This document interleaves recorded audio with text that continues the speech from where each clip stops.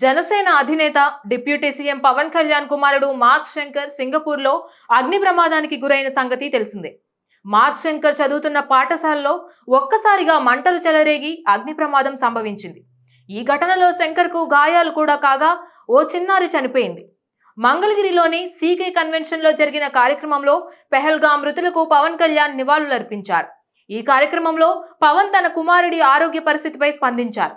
తన కుమారుడికి అగ్ని ప్రమాదం జరిగి సురక్షితంగా ఇంటికి చేరుకున్నప్పటికీ ఇప్పటికీ ఆ ఘటన నుంచి శంకర్ తేరుకోలేదని అన్నారు పవన్. ఇప్పటికే రాత్రి వేళ నిద్రలో లేచి బిల్డింగ్ పై నుంచి పడిపోయినట్లు తన కుమారుడికి కళ్ళు వస్తున్నాయని, దీన్ని నయం చేసేందుకు సైకియాట్రిస్ట్ తో ట్రీట్మెంట్ చేయిస్తున్నట్లు పవన్ పేర్కొన్నారు. ఇదే విధంగా పహల్గాంలో ఉగ్రవాదుల చేతిలో అయిన వారు కళ్ళ ముందే చనిపోతుంటే కుటుంబ సభ్యులు ఎంత భయానకంగా ఫీల్ అయ్యారో ఊహించలేకపోతున్నానని పవన్ ఆవేదన వ్యక్తం చేశారు.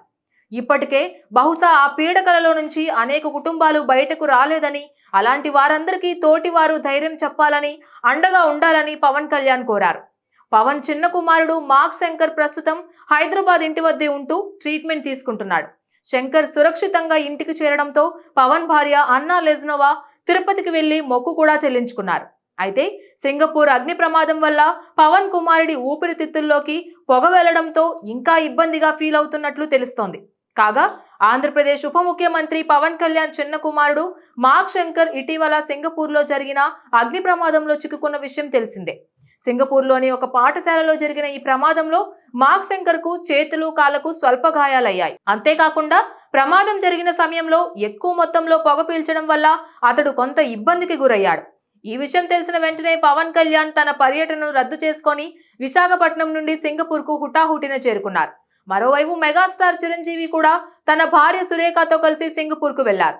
సింగపూర్లోని ఒక ఆసుపత్రిలో మార్క్ శంకర్ కు మెరుగైన చికిత్స అందించారు.